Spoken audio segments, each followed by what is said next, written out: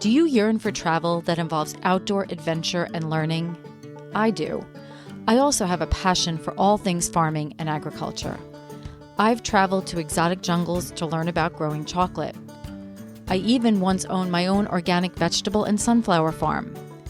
And now I'm planning my journey back to agriculture. Agritourism, defined as travel that involves some type of agricultural experience. Agritourism is all about entertaining. But the marketing strategist in me knows that at its core, agritourism is really about educating, and education affects change. My future farm needs to deliver a profound experience to all of its visitors. It needs to educate people about food, health, and climate. Join me to learn from experienced agritourism farmers and entrepreneurs and help me build my future farm strategy. And who knows, maybe one day soon you'll find yourself in a tropical jungle cutting open cacao pods with a machete, or savoring an outdoor plant-to-plate community dinner with 100 guests at a farm in Illinois. So let's tap into the agritourist in you. Today's conversation takes us to the heart of Tuscany, where history, agriculture, and innovation all intersect in the most beautiful and meaningful way. I'm joined by Cesare Majnoni from Fattoria Majnoni Guicciardini, a family estate rooted in generations of farming tradition, yet deeply focused on the future of how we grow and experience food. Sitting between Florence and Siena, this is a place where you can literally feel the layers of history beneath your feet and in the soil itself. In this episode, we go beyond wine and olive oil to talk about what's really happening in agriculture today. Cesare shares his family's journey from conventional farming to organic and regenerative practices, and what that transition actually looks like, the risks, the setbacks, and ultimately, the rewards. We dig into the importance of soil health, the unintended consequences of modern farming, and why what's happening underground is just as important as what ends up on your plate or in your glass. We also explore the role of agritourism in reconnecting people to their food, their farmers, and the land itself. This is a conversation about slowing down, asking better questions, and understanding the true story behind what we consume. It's thoughtful, it's eye-opening, and it might just change the way you think about farming, food, and the choices you make every day. This is Jen Ross, your Agritourist podcast host. Welcome back to Tuscany. Please leave us a review, subscribe, and share this podcast. Enjoy my compelling conversation with Cesare. Hi, Jen. Ciao. How are you? I am really good. I'm good. How are you doing? Fine, thank you. Where are you right now? In my office nearby the state. Excellent. Okay, excellent. So first, say the name of your company and your family so I don't I know I'm going to not pronounce it correctly because my Italian stinks. So say it properly for me. Okay. So the name is Fattoria Majnoni Guicciardini. Okay. That Fattoria is a reminder of the old managing of the farms around here. So there was the manager that was doing all the work and checking everything for the family. And Majnoni was my great-grandfather, and Guicciardini was my great-grandmother that started the brand together in 1870. Wow. So that was all combined into... Who combined it into one name, or is that tradition to do that? But I think the property was coming from my great-grandmother part, and but was still a very patriarchal society. So they put both names because one was from the husband and one was from the wife that was part of a big family in Tuscany. Excellent. So before we go on, tell me what part of Tuscany you are in. We are exactly in between of Florence and Siena, midway from one to the other, in front of San Gimignano, facing it. You can see it from the window or from the terrace. So we are on the borders of the Chianti region, because in front of us starts the Vernaccia of San Gimignano. That's another denomination of wine. And here we are the last little village in the province of Florence, before the Siena one. And on the other side starts the Pisa province. So it's a place of different kind of borders, internal borders. Excellent. So you grew up where you are. Like, did you grow up like where I met you? Is that the town you grew up in? Yeah, exactly. I Okay. spent my childhood in this little village. Okay. So I know I mean, you took me on an amazing historical and farm tour when I was there. And I know there's a ton of history. If you could just give us a highlight of that, of history, just kind of glance over a little bit of the history. And then I do want to talk a lot about what you have done to the land and how you're focused on the soil, the importance of that, and in the farming that you do. And then we'll talk a little bit about your products and also the farm tours that you're doing. So give me a little bit about the history. I know that's tough because there's a lot of history there, but just summarize it the best you can for our audience. Okay, I will try.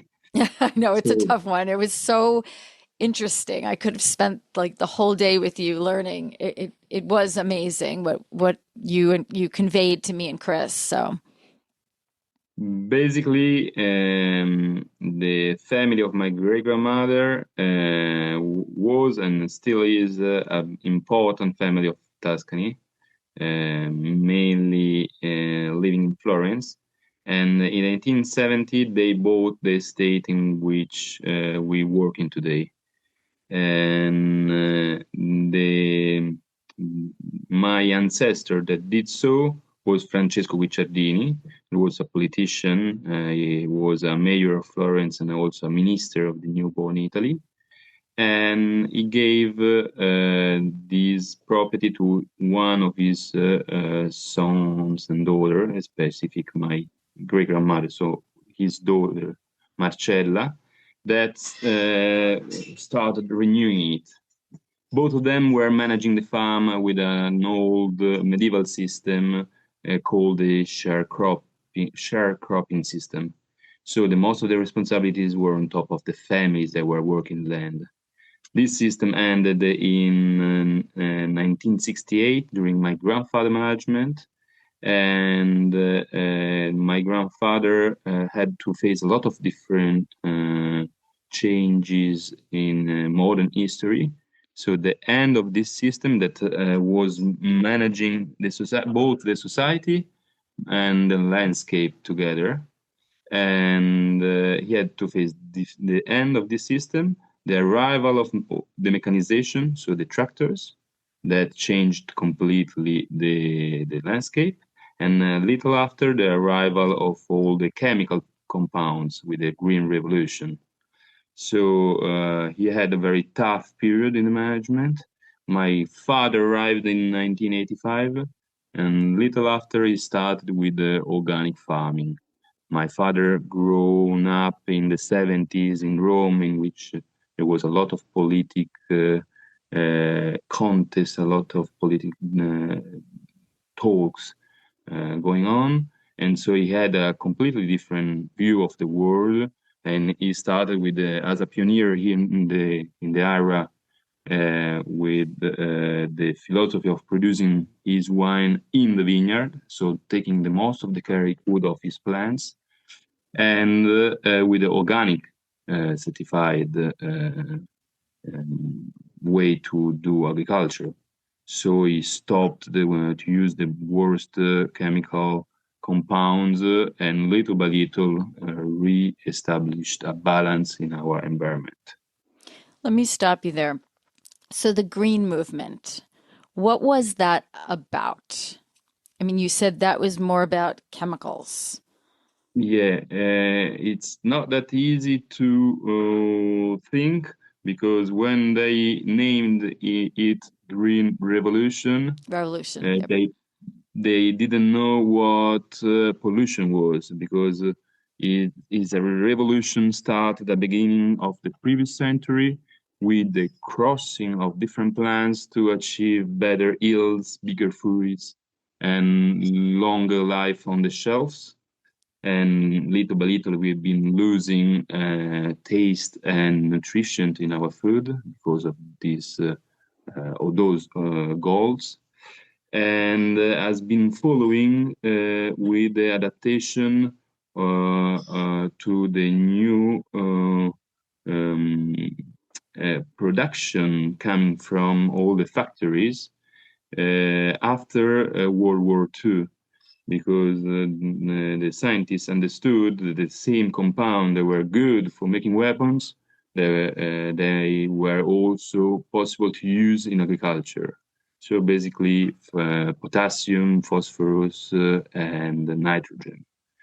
So they produce massively these kind of compounds, and they've been suggesting to all the agricultures around the world to use them to have better production, bigger yields, and they say there was the solution for the hunger of the world.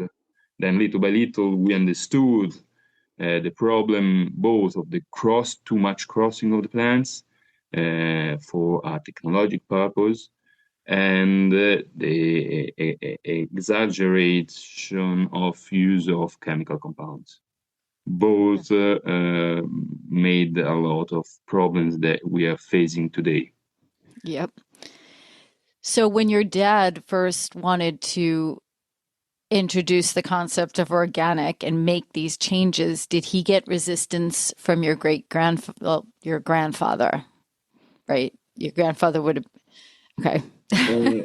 No, he was already the manager, because he made the changement around 10 years ago, 10 years after he settled in the farm. The bigger problem is the fear you have got when you move from conventional farming to organic farming. Because after a long period in which you're using chemical compounds to your lands, your biodiversity is very little, especially in the soil. So the soil is not that able to produce by himself the nutrition and the feeding for your plants. So what it means, what happens is that the first 1, 2, 3, 4, even 5 years, you have very little production. So the problem is the economic part, in which you don't have enough product to afford expenses. So what And happened during that time period? How did uh, how did how did you survive, or how did your dad survive? Depends. For my dad, fortunately, was coming from a family. He has been making a lot of loans in the banks. Some of the money came from his properties. He sold something, so he was. It has been hard for him. My mother was at this side, and I also was strongly uh, sure that was the right path to follow. But in here, around 25 years ago, they were the first that were making those kind of decisions. Some of the pioneers started 10 years before in other parts, but around here were not so many So organic right producers. now in your region, how many vineyards, farms in general, are organic versus what I call conventional? I don't know what the term is there. We say the same in Italy, conventional. Okay. And in Tuscany, we have the 35% of arable lands, we call them. So lands that can be used for agricultural purposes on organic management. So more than 1/3 of the surface is managed organically. And it's a very high percentage if we look around. Europe is asking all the countries that are part of it to reach the 20% of land managed organically by 2030. So we are already over the goal of Europe since a while.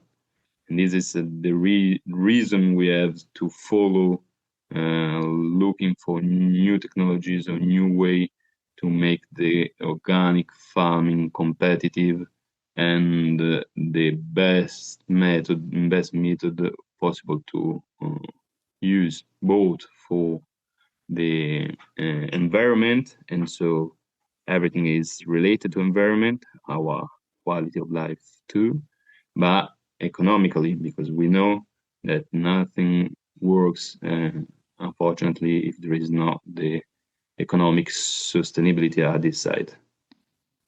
Yeah, that's the tough part. So of the 35%, and that's, you said, in Tuscany, do you know what it is for Italy in general as a country? I've not that data. I'm just curious. We have to find that out. I'm just curious.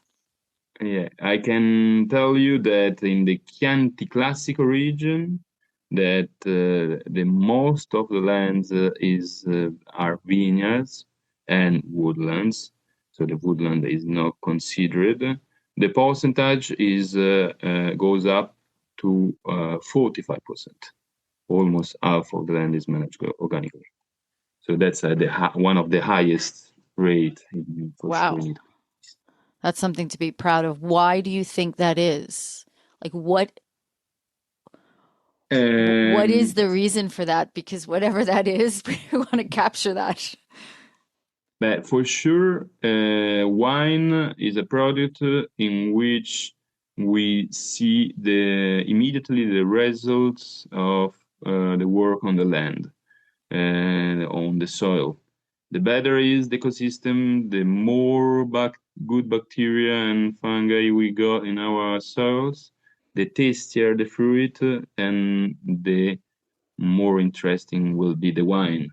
So it's a practice that you find easily in the final product. And we are lucky with the wine because it's one of the most studied fermented product we have on the planet. There is no other product that has so many people smelling at and judging and writing on top as wine has. Yeah. So it needs, fortunately, to play more with these kind of things. Okay, so I guess the challenge is to, during that transition period for farmers, it's being able to bear that transition period from going from conventional farming to organic farming. It sounds like once you're there are many benefits to, that you can reap from organic production, but it's that transition period which seems to be the biggest challenge. Definitely is the biggest challenge. In Europe, we have some funding that helps you in some way.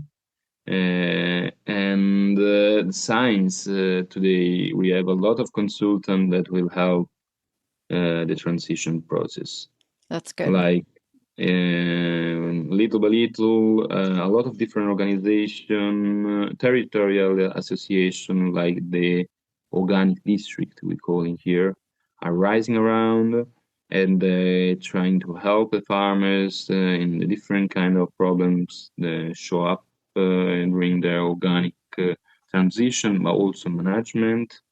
giving information to the workers or to the managers, and suggesting the right consultant if you need so, and helping you with the funding, looking for funds to make innovation and ecological and that regenerative that helps you in the process. Is always a process that you will never get to end. You always will be in a process.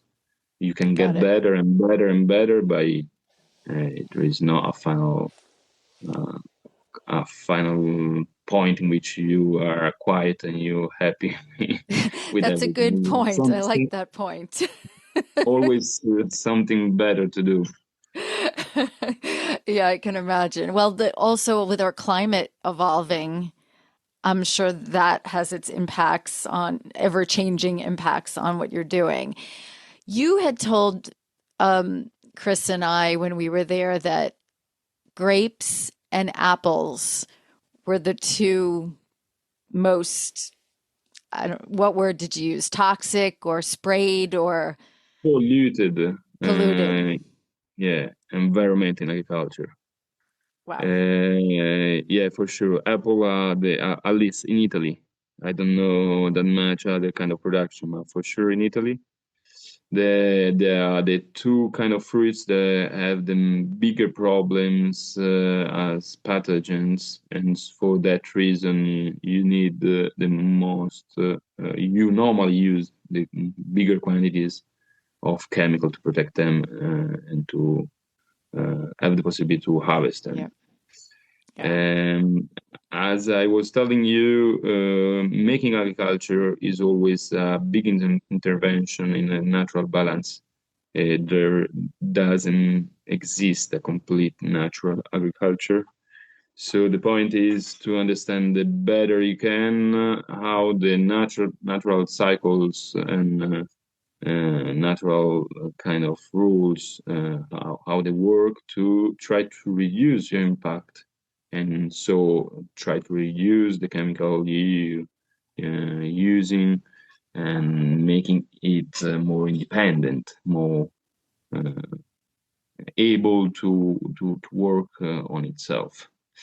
But the vineyard have some kind of problem made by how we do agriculture today. So the biggest problem is that all the vineyards around the world are grafted. So basically we have one root from a plant, another top part from another plant. And that makes the plant for sure immediately weaker from the start. Then even monoculture. Then we use just a few genetics that permits the pathogen illness to spread quicker and easily. Then we use heavy machinery to go around, and so even if we try not to, but we compact the soil, compacting reduce the drainage, increase the erosion, reduce the possibility of development of different bacteria and fungi, reduce the breathing of the plant. And then we ask the plant to produce every year a lot of biomass. So there are a lot of things that we do that the plants are not that happy about. Yeah, I wouldn't be happy either. Wow. Okay. Uh, so how big is your vineyard? I don't know how, I mean, I know you're usually hectares. How many plants are we talking about? It depends on the implants because the more recent implants have a bigger density than before. But we're Okay. talking about around 5,000 plants per hectare, and 1 hectare is around 2 acres, more or Okay. less. Okay. So we're now managing around 18 hectares. So something like 35 acres. Okay. On plants, I would say 180,000 plants, something Wow. like this. It sounds a lot because our numbers are difficult to understand, but I can tell you I'm a small, medium-sized winery because you can produce wine in your garage, but with a little economy, it's obviously easier because there are some different technology needed that you can buy when you have a little of cash flow. Okay. And the other thing is the trend in the last 10 years is terrific. The problem is that all these little and medium-sized farm and wineries are closing because of economic problems and getting bought by bigger enterprises, Okay. often multinational. Um, it's a horrible trend because if it won't be anymore the local agriculture that would manage the land, that's the one that has more interest in maintaining them in a good shape, in a good quality. For sure, it won't be the big multinational that would take care about the the, the land and Yeah. the Yeah. landscape, the quality of the waters, Absolutely. the carbon stocking, the biodiversity of the soil, the biodiversity after of all Yep. the Yep. environment around. So what wines are you producing now that you offer? We are a traditional winery, so we always been planting and taking care of the local varieties. And so the main product of the zone is the Chianti denomination, and based on Sangiovese grapes that can be on in their own in a bottle or mixed with other local varieties. With full of different local varieties, whites and black and reds, that can be added to Sangiovese to produce the final bottle of Chianti.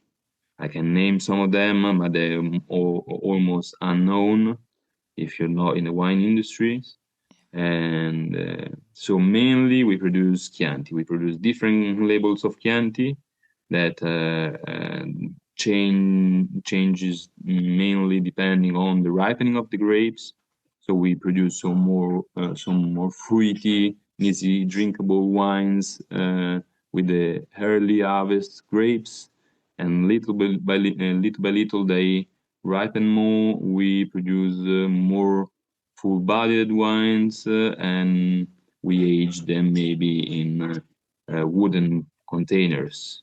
So there are tougher wines that takes also longer aging time in the bottle for express at their best before Okay. being drunk. Okay. Just want to talk about olives a bit. So talk to me about your olive trees, and your, that part. Is that technically organic as well? Like, how do you define, like, do olives have that designation? All the farm is organic. It's managed Okay. organic since 25 years. The farm is mixed. We produce grapes, so wine, olives, so olive oil, but also we have a lot of arable land in which we produce different cereal or legumes or hay or different products, and a Okay. lot of woodland too. Yes. Yes. Also we've been planting a lot of hedges and a new forest during the last 30 years. In the olive grove, being organic means the same thing that means in the vineyard management. So you reduce the chemical you use in your cultivation. There are always some little chemicals like the copper you continue to use to sterilize the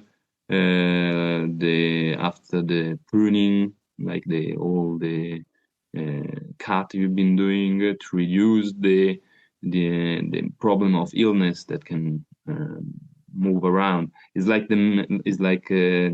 human plants are similar. Is a living being, Yep. so they have similar problems.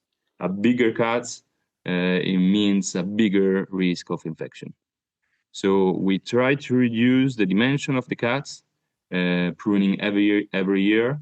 So we never have to remove big branches and produce big cuts around.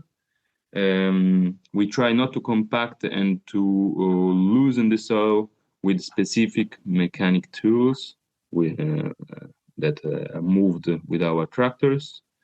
We fertilize sometimes through cover crops, so more often with manure we take from the neighborhood, and we also use some starters as we do in the vineyards. So we try to increase the developing of bacteria and good quality mushroom in the soil. Okay. Is kind of probiotic, because we have to see the soil for the plants as the stomach for ourselves. Yep. So it depends on the soil, the digestion of all the feeding and nutrition for the plants, and but also is the immune system. So the better is the all the life in the soil, the better will be the healthiness of the plant, and will be stronger. It will resist better to the different problems the climate and the different insects and molds are presenting. How many olive trees do you have on your property, and how old are they? I have around 1,500 plants on 5 hectares, so around 10 acres. They've been replanted after the late frost that we experienced in 1985 that killed the most of the olive trees in all Tuscany and around Italy, Wow. because we had a very long and cold late frost in around April. All the pipes exploded. Has been a Wow. disaster for different kind of Oh. activities. But basically, only on the coast in the southern part of Italy, we have plants of olives that are more than a century old. In here, Okay. they all of them have been replanted during 87, 8, Wow. 9, 90s. Okay. So they are Young. 35. Yeah. For an olive tree, this is very young. As you know, they can live for thousands of years. Yeah, Some of it's them. uh, amazing. uh, So how so you produce olive oil every year. You gave me I had those two bottles. I had the slightly larger one and then the smaller one. And I actually tasted them this weekend. And they were delicious. The small bottle was very spicy to me. Like, whoa. Like, and it hit you like it didn't hit you at first. It kind of hit you after. But delicious and fresh. And I was very impressed by the olive oil. And I know this might be, how many, like when you're looking at a bottle, because I don't know if people appreciate sometimes, like, like the bigger bottle that you gave me, like how many olives does it take to fill a bottle like that? You have to consider normally you have a 10%, it can vary depending on the vintage and the climate, but around 10% of the weight of the olives is olive oil. So if you have 10 kilos of olives, you will have around 1 kilo of olive oil, Wow. extra virgin olive oil.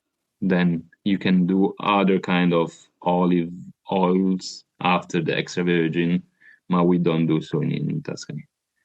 Okay. It's more for the industrial production that you can extract with specific technology and chemicals, a lot of other oil that we normally just don't use. And so the problem is the production problem. Our trees produce little quantity of olives, very good, high quality, but very little quantities. And we prune them every year. We collect them by hand every year, and we work the soil, we fertilize. So there are a lot of expenses, but you never know how much you're gonna harvest. And as I was telling you, when you visit in here, there is a joke that goes around the agricultures that tells that olive grows are an expensive hobby around here, so it's very difficult to make it profitable. Yeah. Then, as all the things, it depends on also on your capacity, commercial capacity. Yep. It depends where you sell, how you sell, which prices, and so on. So right now, where do you sell your wine and olive oil? Right now, we sell the most in Europe, in Northern Europe, Germany, Denmark, Belgium, and they have stronger economies. Most of them don't have the possibility to produce this kind of products. Okay. So you won't have olive trees over there. And in few, maybe in the southern part of Germany, you have some wine, but it's not such a big production. And obviously, if you want them, you have to buy from the southern Right. countries. Right. So we talked a bunch about tourism, and we spoke about other people in the area who were bringing in a lot of tourists, and just some thoughts about what you were thinking of doing and building for yourself. So why don't you tell me a little bit about agritourismo in the area and what you're trying to do with your unique location? Because I think you have such a tremendous story and history to tell. Beautiful home, I mean, the view was magnificent, the farm was magnificent, the tasting is magnificent, the energy just around that area. I think you have this amazing opportunity to grow from that perspective. But what are your thoughts? Like, what are you thinking when it comes to agritourism? Agritourism, I think, is very important to reduce the distance between the production and the consumer and the customer, because it permits both to have better information for the customer to understand better all the production and information, all the productive what happens behind the curtains, let's say. Yep. And for the farm, or for me, it's good because I can check how the products are received and if they like them, or if I have to change something. It is also essential because, unfortunately, as it works for a lot of different sectors, the primarily production receive a very little part of the final price the customer normally pays, maybe in the supermarket or in other kind of distribution. The most of the money is earned and used by the logistic, so the traders. And agritourism permits us to have a better, more reasonable price, Right. and that permits us to survive in all these problems we experiencing with the climate change for the production, but in the commercial too, because of all the instability that's we seeing all over the world, and the change in what the customer are used to. So the wine consumption is reducing in the new generation, and there are a lot of things altogether. And agritourism has been one of the two key solution I've been investing in to try to reduce my financial exposition. So one was trying to do some direct sales to people in here, hosting them here, telling them, spending time with them, and letting them understand why regenerative agriculture and organic agriculture is so important for the region, but for all the world. And the second key point was trying to make my environment more stronger and healthier. So was the attention to the soils and to all is around the soil. So, forgetting about any different opinions and, with what you want to do, what would be your ideal, like, what are you trying to create? What would be your ideal state when it comes to bringing people there? What experience would you ideally want to give them? But for sure, I want them to understand really how this sector works.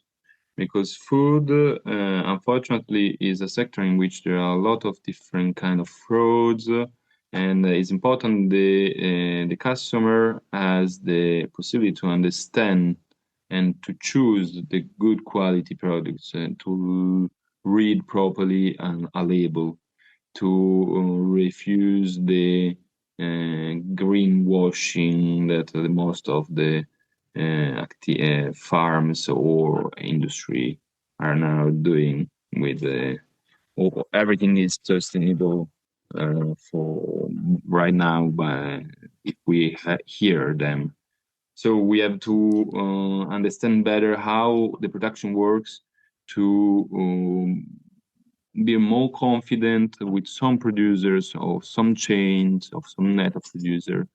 And I think this is very important in the agritourism.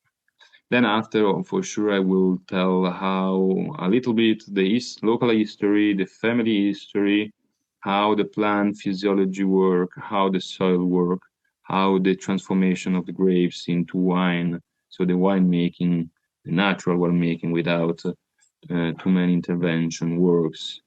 And then for sure we're gonna visit all the different structures we have in here. We are very lucky because the village that hosts us is a medieval village, so the most of the structure are still have been built in those years. So we go from 1,000 years ago, and then with all the modifies have been taken. That's amazing.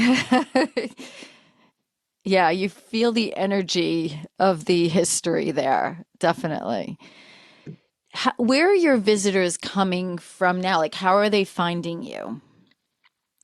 They find us on the web through some agency that works with us, Okay. or directly on the map. So we have good reviews, and people looking around can see there is a structure. We are on a pretty touristic path. We are in front of San Gimignano between Florence and Siena. So people move around independently with their cars, and so often they find us by themselves. We're not very good in marketing. That's something. It's one of your focuses. You will get there. You have the product. That's sometimes the harder part. You have like the model. Now you just have to get it out there. So if someone comes to do a tour, are there places to stay locally where they can kind of expand their experience and stay for an evening or the weekend or whatever? But for sure, there are a lot of agritourism around, but also other kind of hosting place. So it's full of different kind of possibilities to spend the night around, from hotels to villas to apartments to rooms, hostel campings. The area offers really from A to Z, depending on what the people are looking for. In here, we're still not ready, but probably in 1 year we will have a couple of apartments to rent during the touristic season, and we were thinking about using them for hosting maybe artists in the winter time to start having some art residencies in here. Yes, you had spoke about doing some events with the city. Is that what you're talking about with the art in residence? Or I know you said there was some, like as a local woodmaker, there was some local people that you wanted to try to, young artists and stuff that you wanted to try to bring into this. It's a big project, and there are different kind of steps. One is the renewing of those apartments to have the possibility to increase the direct sales by one side, and by the other, using them for this kind of art residency. And the other thing we're doing is organizing a little festival in the village to host a young artist of good quality, national good quality, to little by little try to use the abandoned workshop we have in town, because once was a very alive village that now is little by little getting asleep. Is if I understand, if the Yeah, right word. no, no, no. So, I understand what you're saying, and yeah, you're trying to work on changing that, I see. yeah, definitely. We are trying to make the people living here more connected, to increase the commercial life of this village, to little by little maybe increase the visits that will be good for every kind of commercial kind of enterprise that will start or will be hosted in the village. So with a little of economical life, even there is more place in which you can meet and you can talk, and is a first step to increase the vitality of the village itself. That's what you need to be doing. When are you looking to do this first event? We are planning in these weeks. The first dates will be probably the first weekend of June 2026, and will be the first edition. So we have a lot of energy to put in, and there are a lot of nice workshop we already planning, like looking for natural clays around the zone, and then producing some little ceramic thing, cooking them in the village. So we want to do some kiln Well, made on the place, just for the occasion. There will be some people working with the I don't know how they call them in English, the basket, the baskets, but natural, made with the woods and little hay. Okay. And there will be a lot of different activities that relates arts, artisan, and crafts, and agriculture. So these are the main themes we want to link. So to slow down a bit, go back to the tradition, understand better why we should buy organic instead of conventional products, what it means to your health, what it means to the quality of the air, and again, for the climate and so on. I think I think you're doing all the right things to not only just help your business, but you need to help the community around you and bring awareness to, what's going on. So I think it's terrific, everything you're working on. Two final questions. One, what organizations have helped you the most to especially when it comes to organic, I guess, to keep your momentum, and what has been really influenced you in the last several years? For sure, there is one organization that helped me in different steps and that has been changing the way we've been collaborating together. Is a no-profit organization that has projects around the world, but also in Italy with the regenerative agriculture. So with them, I started my path and I got my first consultancies.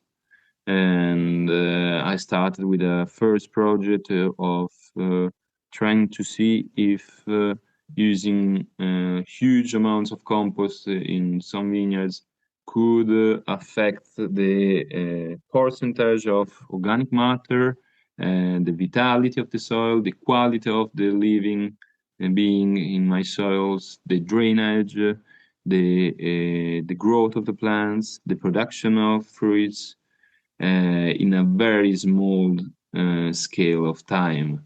So in 3 years, we managed to see that effectively we moved a lot for this very little period, because normally increasing the quality of your soil and your environment takes decades. Naturally, it takes centuries. It happens on his own. If you leave the land on his alone, little by little, there will be different plants that will alternate until the woodland, the forest is there. That's the best and balanced ecosystem in nature. And but in 3 years we managed to see that we increased the organic matter percentage, we increased the vitality with better quality of life in it, bigger growth of the plants, and more production of fruits. So this means that we stocked carbon in the soil, so we reduced the greenhouse gas in the atmosphere.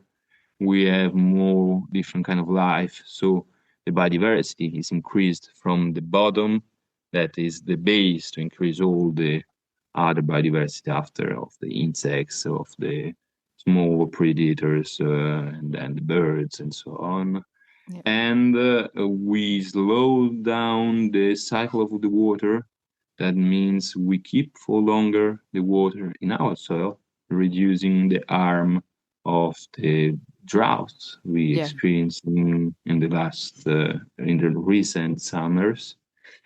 And we also have a better feeding of our plants, so tastier fruits and more interesting tasty wines, so better quality products at the end. More products, less impact of the climate change, better quality of products. So it's something that really is bringing something good.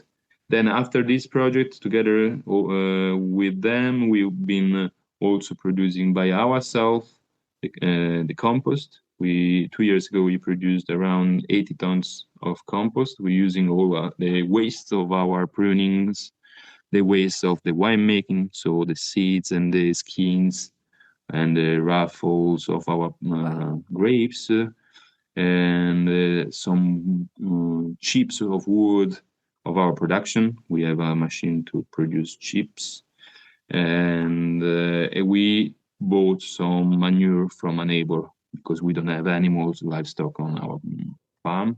It will be the next step. But first of all, I have to manage properly what we're doing today.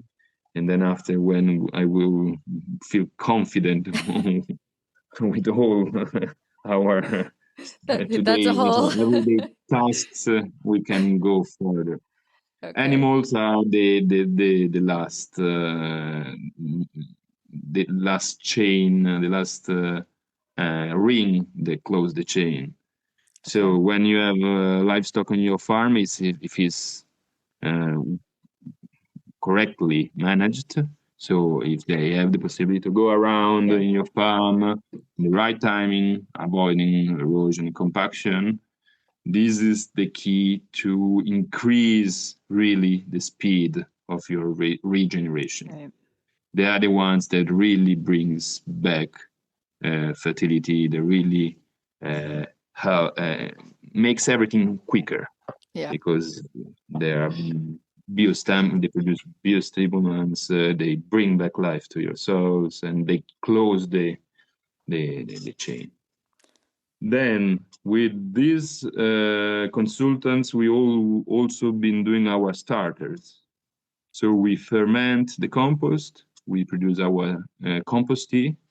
That can be used both as a starter, so you spray it around your soils to increase the vitality as probiotic, but can also used as a biostimulant, because while fermenting is producing a lot of compounds that will give information to the plant to grow better, more, or do different things.